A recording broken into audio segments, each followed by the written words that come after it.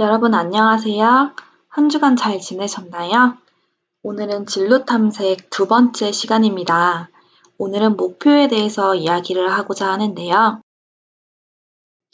주제를 들어가기 전에 한 수영 선수를 소개하고자 합니다.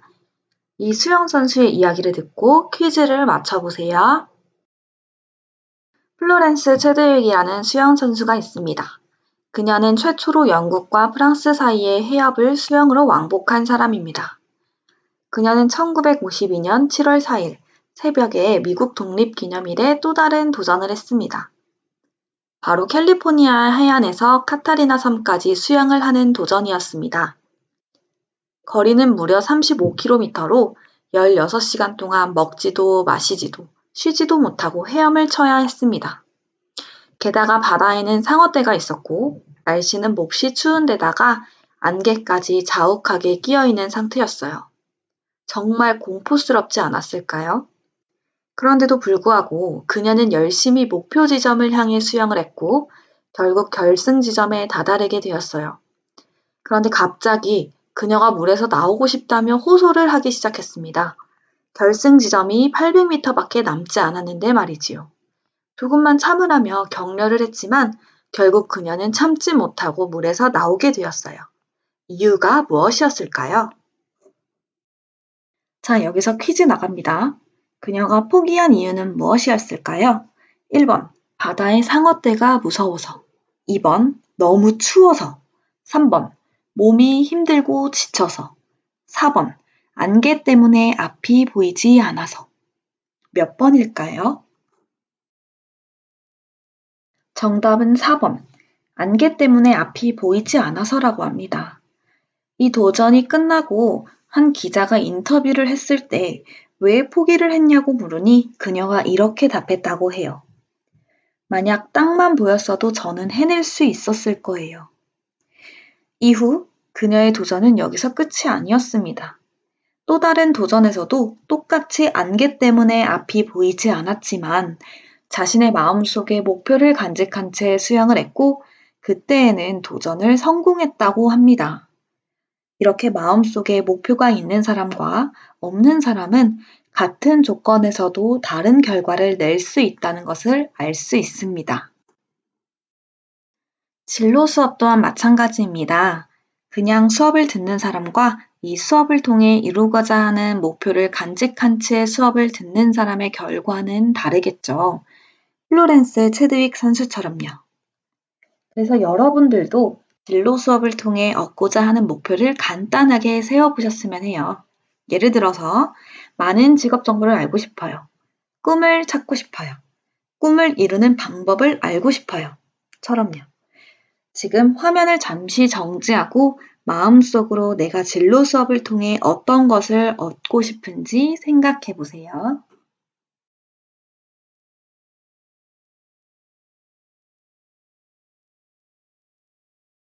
자, 되셨나요? 간단하게 이렇게 세어봤다면 이제는 좀 더 심화된 이야기를 해보도록 할게요. 방금처럼 간단하게 목표를 세워보는 습관도 매우 중요해요.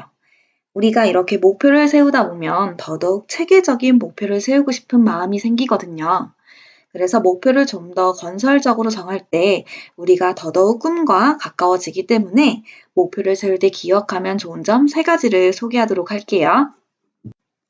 자, 그림을 보시면 한 사람이 갈래길에서 고민을 하고 있어요. 여러분, 우리가 어딘가 목표를 향해 갈 때 빠르고 가는 것도 중요하고 제대로 가는 것도 중요하죠. 그런데 빨리 가는 것과 제대로 가는 것 중에 어떤 것이 더 중요할까요?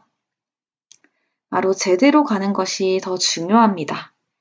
우리가 방향 설정을 잘 하지 못하면 아무리 빨리 가도 우리가 원하는 목표에 갈 수 없어요. 하지만 느리게 가더라도 방향 설정을 잘 한다면 조금 늦더라도 우리가 원하는 목표에 다다를 수 있겠죠? 그래서 속도보다는 방향이 먼저라는 것을 말씀드리고 싶은데요. 진로에 있어서도 우리가 꿈을 빨리 정하는 것도 좋지만 방향을 제대로 설정하는 것이 더 중요합니다. 두 번째, 어떤 사람이 다이아몬드를 캐기 위해서 1년 동안 땅을 열심히 팠어요. 그런데 아무리 땅을 파도 다이아몬드가 나오지 않는 거예요. 그래서 1년 동안 땅을 더 팠어요. 과연 다이아몬드가 나왔을까요? 안타깝게도 다이아몬드가 나오지 않았어요. 그래서 마지막이다. 이젠 정말 나올 거야. 하고 다이아몬드를 1년 동안 더 파서 총 3년간 땅을 팠대요. 그런데 이번에도 다이아몬드가 나오지 않는 거예요. 그래서 여긴 다이아몬드가 없나 봐. 누가 여기 있다고 분명 알려줬는데 라며 투덜대고 집으로 돌아갔어요. 그런데 다음날 어떤 사람이 와서 땅을 팠는데 땅을 파자마자 다이아몬드가 나오는 거예요. 과연 처음에 땅을 팠던 사람이 한 번만 더 파면 다이아몬드가 나온다는 사실을 알았어도 포기했을까요? 아마 한 번만 더 파면 됐다는 사실을 알았다면 포기하지 않았을 거예요. 우리가 이 이야기를 통해 알 수 있는 것은 목표를 구체적으로 설정해야 우리가 힘들어서 포기하고 싶은 순간이 오더라도 끝까지 힘을 낼 수 있다는 사실입니다. 마지막, 이 사진에 보이는 동물은 버팔로라는 소인데요. 이 버팔로는 여러분들과 닮은 점이 많대요. 어떤 점이 닮았는지 이야기를 통해 추측해 보세요. 버팔로는 눈이 사람처럼 정면에 있지 않아요. 약간 측면에 있죠. 그래서 정면을 보려면 고개를 살짝 비틀어야 제대로 볼 수 있대요. 그런데 소들은 흥분을 하면 고개를 땅으로 숙이는 특성도 가지고 있어요. 게다가 무리를 지어 다니는 무리 생활을 한대요. 이를 이용해서 인디언들이 버팔로를 사냥하는데요. 뒤에서 버팔로들을 깜짝 놀래켜서 절벽으로 몰아낸대요. 고개를 숙이고 있지 않기 때문에 멀리 볼 수 없고 무리 생활을 하기 때문에 두 번째 열에 있는 소들은 앞 친구의 뒷다리만 보고 따라간대요. 그래서 결국에 먼 곳을 보지 못하는 버팔로들은 절벽 가까이 와서야 멈추지만 속력을 이기지 못하고 결국 절벽으로 떨어지고 만대요. 자, 이 이야기를 들으니 짐작이 가시나요? 청소년기에는 친구가 매우 중요하기 때문에 친구를 많이 따라가는 경향이 있어요. 그리고 살아온 경험이 많지 않기 때문에 멀리 보는 것이 어렵죠. 그래서 목표를 설정하는 데에도 친구나 주변 사람의 영향을 아주 많이 받아요. 물론 그 영향이 좋은 영향을 줄 때도 있지만 나의 목표는 하나도 없이 친구만 따라가는 것은 좋지 않아요. 그래서 나만의 목표를 세워야 한다 라고 말씀드리고 싶어요. 자, 그래서 다시 정리하자면 첫 번째, 속도보다 방향이 중요하다. 두 번째, 구체적인 목표를 가지고 나아가자. 세 번째, 나만의 목표를 찾자. 이 세 가지를 기억하시면서 이번에는 좀 더 멋진 목표를 세워보도록 할게요. 멋진 꿈이라 하면 약간 부담되시죠? 그래서 몇 가지 예시를 소개해 드릴게요. 혹시 존 고다드라는 사람 아시나요?